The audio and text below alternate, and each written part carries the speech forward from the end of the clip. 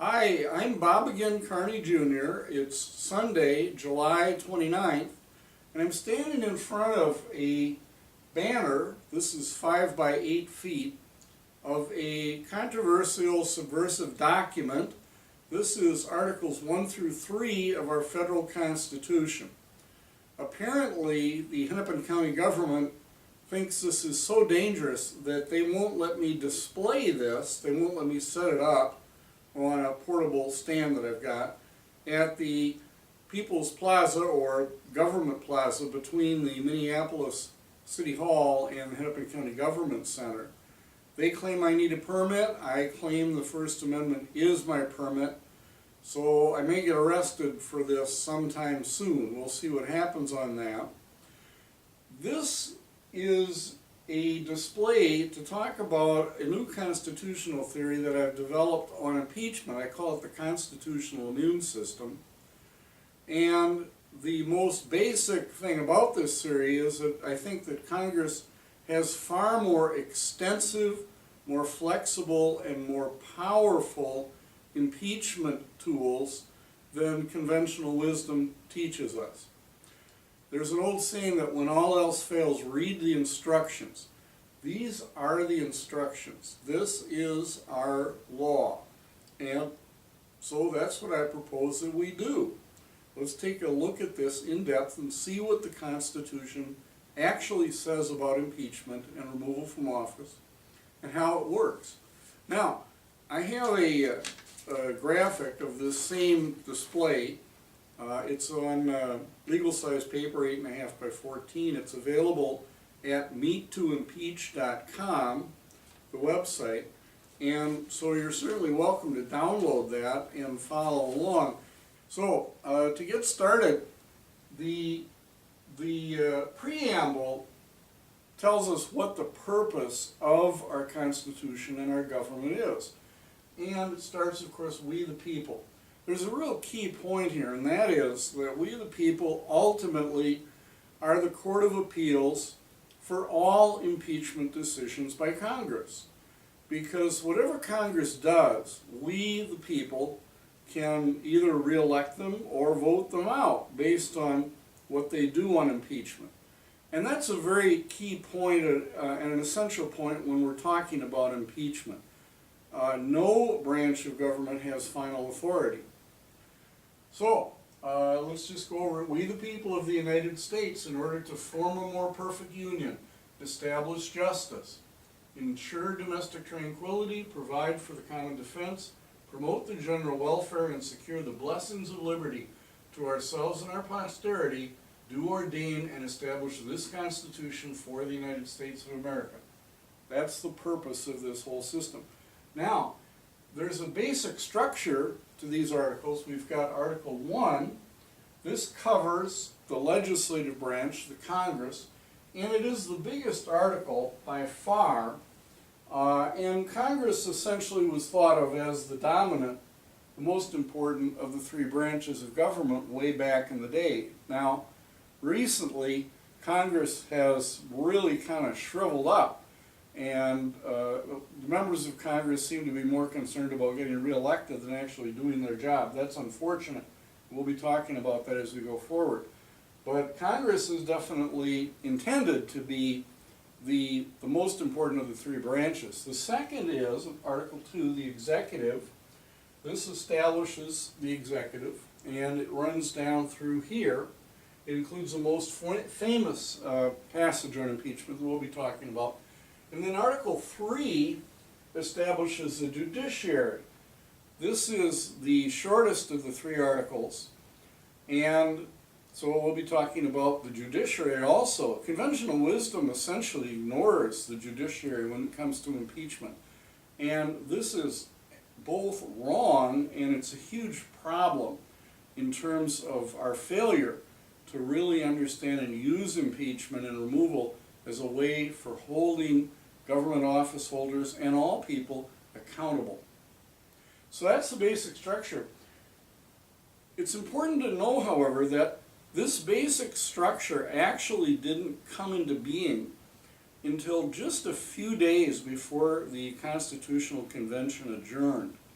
There was an August 6th draft of the Constitution that didn't have this structure, and it emerged from a committee on style and arrangement of 5 people, literally just a few days before the adjournment of the convention.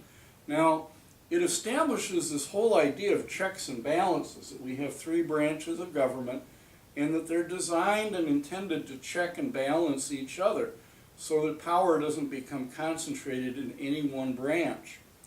The founders were people that were educated by experience into the dangers of allowing any fallible human beings to have the power of government. And they were very leery about that power. So they tried to figure out as many ways as they could to limit and control what people could do with that power. And the idea of checks and balances and the 3 articles establishing the 3 branches is a key element in that. And it's a key feature of our system for impeachment and removal.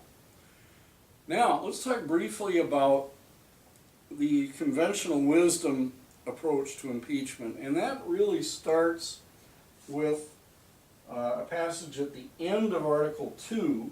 This is probably the most famous passage on impeachment. It says, "The President, Vice President, and all civil officers of the United States shall be removed from office on impeachment for and conviction of treason, bribery, or other high crimes and misdemeanors." This is the only place in the Constitution where grounds for impeachment are mentioned. And I think it's very clear that that's why the conventional wisdom assumes that a person can only be impeached for those grounds. But the Constitution actually does not say that. We'll be talking more about this very crucial point. Article 1 has the raw impeachment power of Congress. And I think the heart of impeachment is really the power of the House to impeach. And it simply says the House shall have the sole power of impeachment. That's all it says. It doesn't say who can be impeached, why they can be impeached, or when they can be impeached. It doesn't require that somebody be holding office to be impeached. And there's actually an historical example in England of a minister who was impeached in the early 1700s, essentially for preaching dangerous sermons.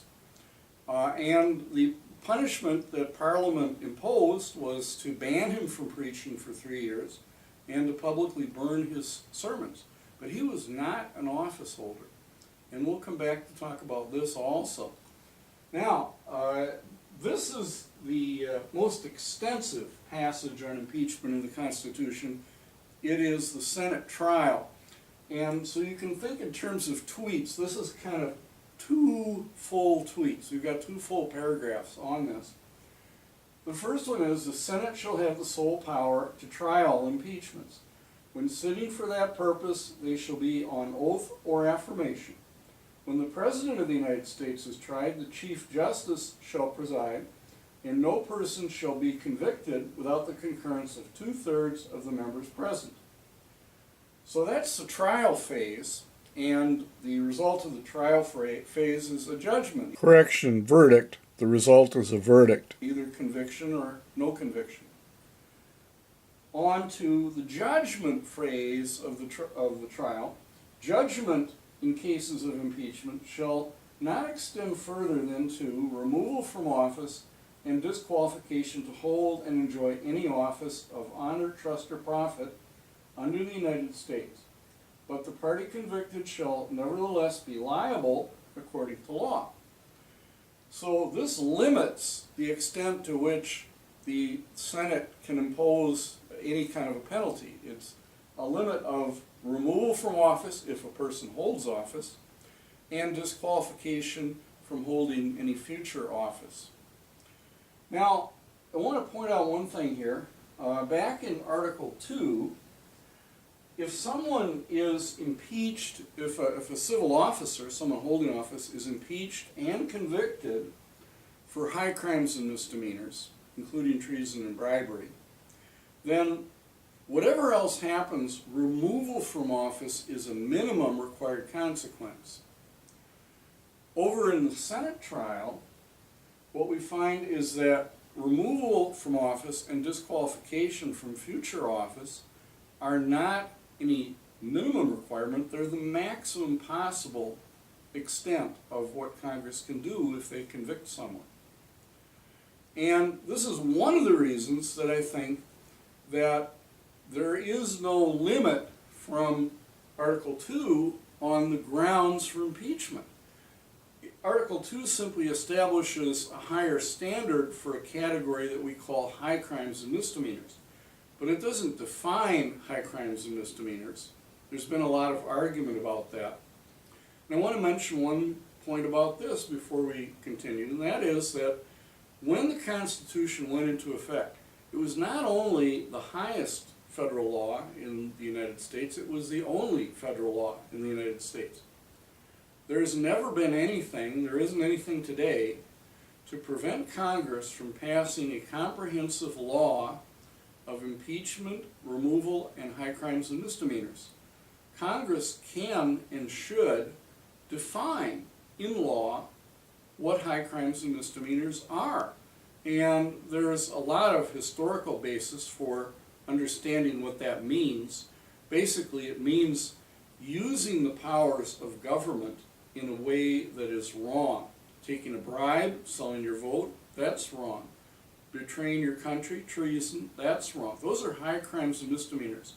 And the reason they're high crimes is that you need to be in the position to command the powers of government, either with a vote in the legislature or as a judge or as a member of the executive branch. You have to have the ability to use the powers of government in order to be able to misuse those powers. So Congress can and should pass a comprehensive law defining what high crimes and misdemeanors are. They can do that, they have not done it yet. And I think that's a big part of our problem.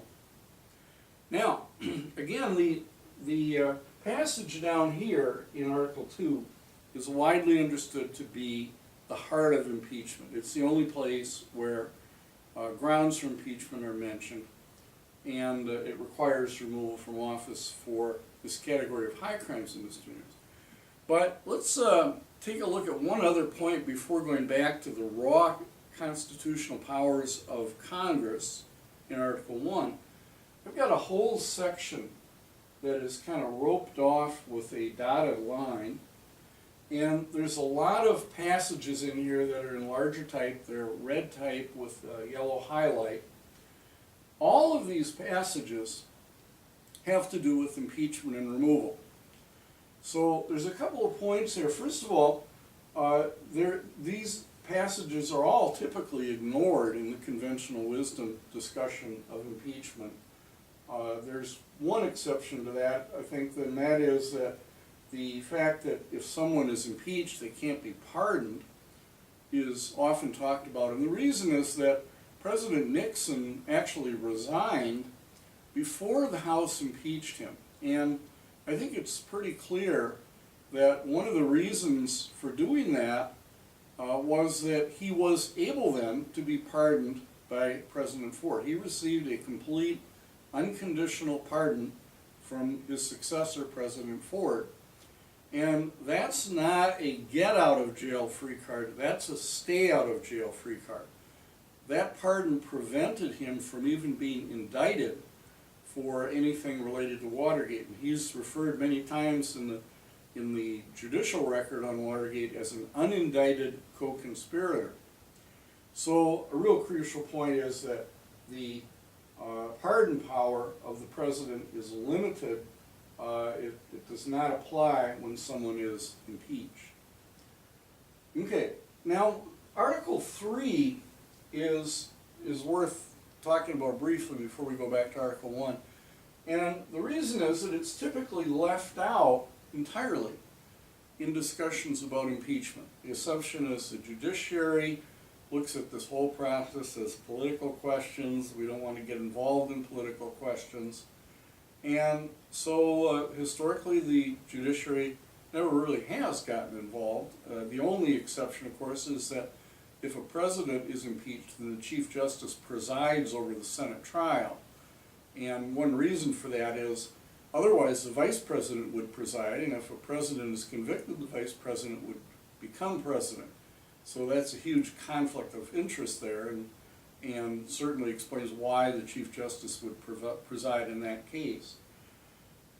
We'll be coming back to Article 3, and I think one of the things that you'll find really surprising about these provisions for impeachment is that the Supreme Court was originally designed as an original jurisdiction trial court for criminal cases of impeachment for office holders. In particular, ambassadors, other public ministers, and counsels. Now that phrase, other public ministers and counsels, that's what we today call cabinet secretaries. And you'll find that this phrase, ambassadors, other public ministers and counsels, appears both in the jurisdiction of the Supreme Court and in their original jurisdiction, their assigned original jurisdiction. And it also appears down here when the President nominates and with the advice and consent of the Senate appoints. We find the same phrase, ambassadors, other public ministers, and counsels. So this refers to cabinet secretaries. And very briefly, before going back to Article 1, what we're going to find is that the Supreme Court was actually originally set up as an original jurisdiction trial court for cases of impeachment affecting ambassadors, other public ministers, and counsels. And that if there is a criminal trial of an impeachment of one of these people, there's no jury. The trial of all crimes, except in cases of impeachment, shall be by jury. So let's take a look at one other point down here in Article 2. It says that that removal is required on conviction of, impeachment for and conviction of. It doesn't say conviction by the Senate. It just says conviction. And so this conviction can be either by the Senate or by the Supreme Court. And when you read the notes of the convention, this passage was in draft form and debated very late when the Senate trial was being moved from the Supreme Court over to the Senate. And the draft language at that time originally said, removed from office on impeachment for and conviction by the Senate of. James Madison, who was our fourth president, he's known as the father of the Constitution, made a motion to delete the words by the Senate. And the obvious intent of that is to open a second trial venue, meaning that in cases of impeachment, criminal cases of impeachment, the Supreme Court could try the case and cause removal from office.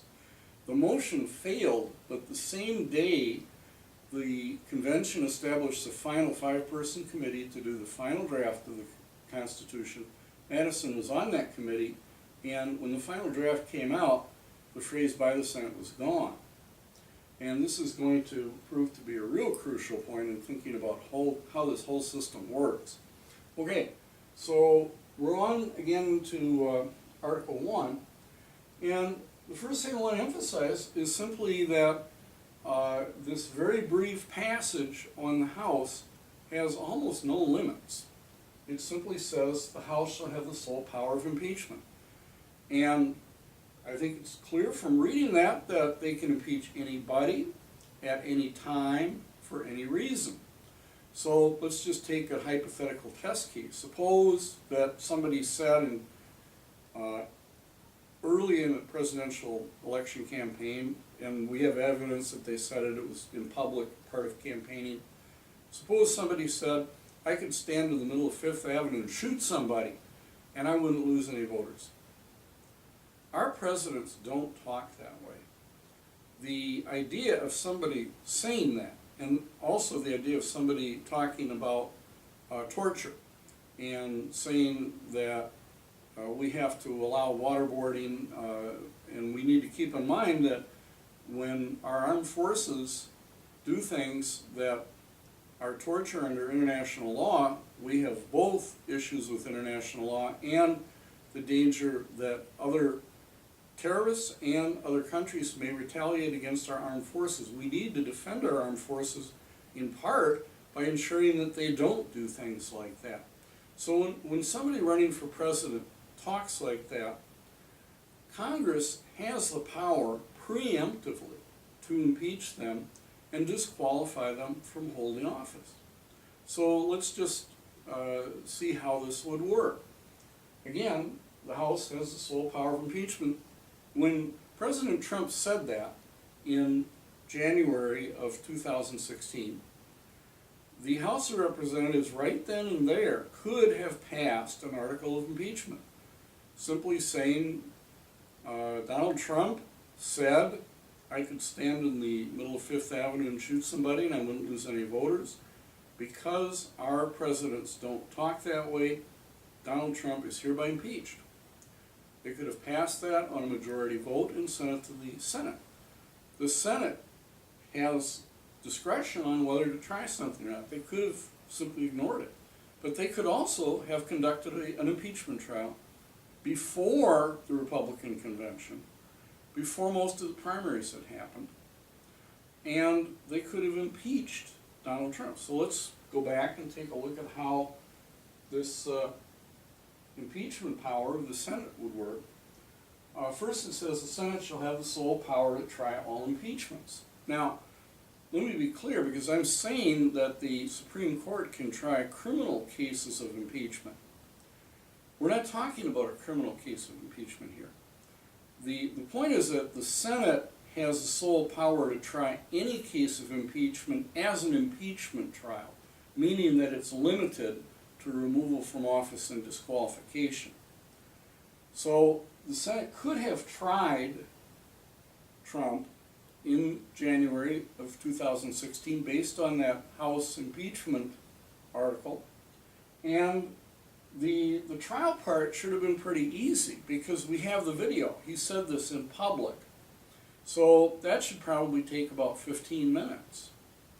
And the vote to convict should be unanimous. There's no question but that Trump did what the House article of impeachment was accusing him of doing. So as far as the trial and the vote to convict, that could have been done in 15 minutes. Probably should have been unanimous, and it wouldn't require the Supreme Court Chief Justice to do anything because he was not president then. Okay, so on to judgment. Now, obviously, he's not holding office at that time, so the question of removing him from office is moot. But the judgment can also include disqualification to hold and enjoy any office of honor, trust, or profit under the United States. So the Senate, right then and there, could have voted to disqualify Donald Trump from ever becoming president. I think it's really unfortunate that this didn't happen. And the scenario that I'm describing today actually could still be done. The House could still pass exactly the same article that I described, and the Senate could convict President Trump of that article for the same reasons, and again, it shouldn't take more than 15 minutes. The only difference today is that he is the president, so if there was a Senate trial, then the Chief Justice would have to preside over the trial, and we would have the question of removal. But let's be clear that we're not in this scenario accusing President Trump of having committed a high crime and misdemeanor. In fact, he couldn't have because he wasn't holding office at that time. He didn't have the means to commit a high crime or misdemeanor. So with that, the scenario changes in one respect for most impeachments, and that is that we've always assumed that if someone is convicted, then removal from office is automatic. And as we've seen in Article 2, if someone is convicted of high crimes or misdemeanors, then removal from office is required if there is a conviction. But in this case, removal from office would simply be one option that the Senate would have. the Senate could decide simply to censure President Trump and not remove him from office. Or they could decide also to postpone the question of removal from office. In effect, they could tell President Trump, if you don't start behaving yourself immediately, we can take up the question of your removal from office any time, and we can remove you in one day. So that would certainly be a way of putting him on a much tighter leash than he's on right now. Beyond that, we have this question about disqualification. And as of right now today, if the House did pass that article that I just described, and if the Senate convicted, they could postpone the question of whether to remove him, but also vote to disqualify him from holding any future office, meaning that he could not run for re-election in 2020. Now, I think that this is something that we can do and we should do immediately. This is part of restoring the proper role of Congress to ensure that nobody wields government power in a way that is dangerous or divisive or harmful to the country.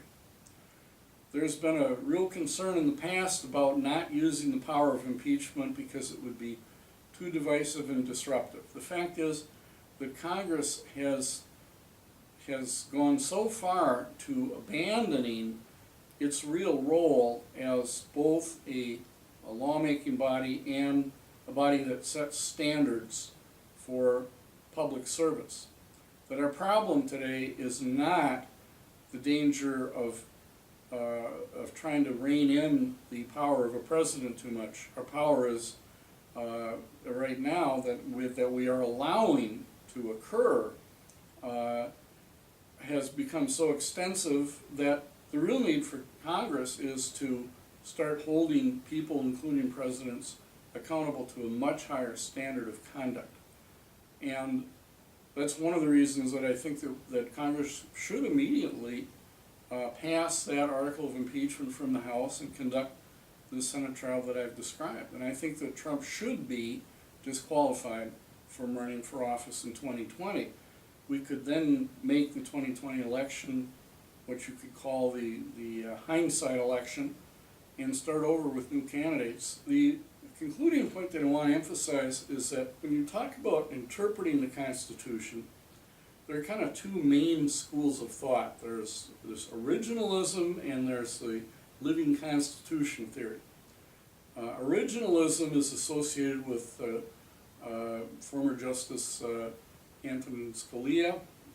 It's thought of as basically a conservative theory, and the idea is that we should simply follow what the Constitution says according to what people understood the words to mean back in the time that it was originally ratified and at the time that amendments were ratified. And the other theory is the living Constitution, and the idea there is that over time we can have a process of multiple election cycles during which major changes occur in how we look at the Constitution and how we interpret it. And if Congress is continually reelected with membership that doesn't directly challenge those changes, and if Supreme Court justices are become members of the court and they over a period of time start writing opinions that essentially codify these changes, then that in effect amounts to a method of amending the Constitution that's separate from the Article 5 provisions for formally amending the Constitution. That's the living Constitution theory. What I'm presenting here really is in an area where I don't think that there should be any disagreement between these two camps. And one reason is that when we're talking about impeachment and removal, there really is no ambiguity or uncertainty in the meaning of any of the words. These words all mean pretty much what they meant back at the time that the Constitution was ratified. And you don't have any idea of evolving community standards or changes over a period of time as to what cruel and unusual punishment might be for one historical period compared to another. So I don't think there really should be any disagreement in terms of looking at what I'm presenting here between the originalist camp and the living Constitution camp. Beyond that, I think that this is something that Republicans and conservatives will find particularly interesting because it is so rooted in the simple literal meaning of the words of the Constitution. I want to make one final point in conclusion, and that is that, again, we've been looking at the unamended Constitution, first three articles.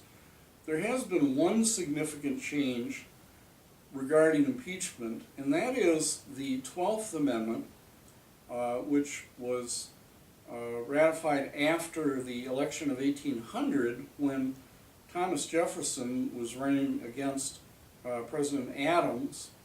And that was the first time that we had a really openly partisan election for president that resulted in a regime change in a member of one party losing the office to a member of another party.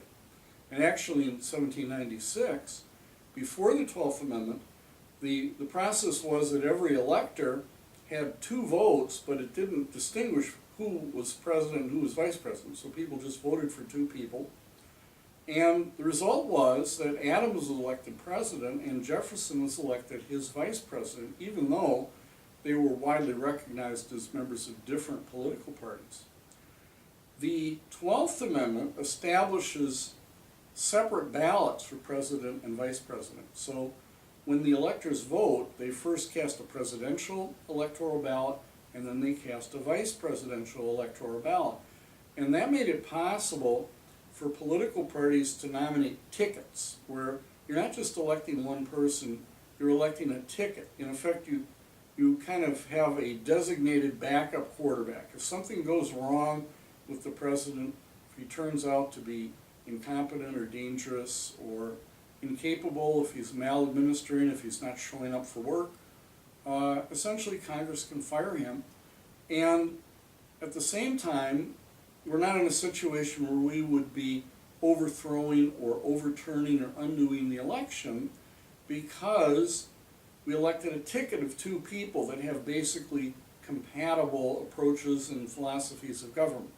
And that's the situation that we're in today. The key point is that with the 12th Amendment, the impeachment and removal of a president doesn't overthrow the result of an election. It doesn't take the power of the executive branch and move it from one political party to another political party. So, thanks for listening on this.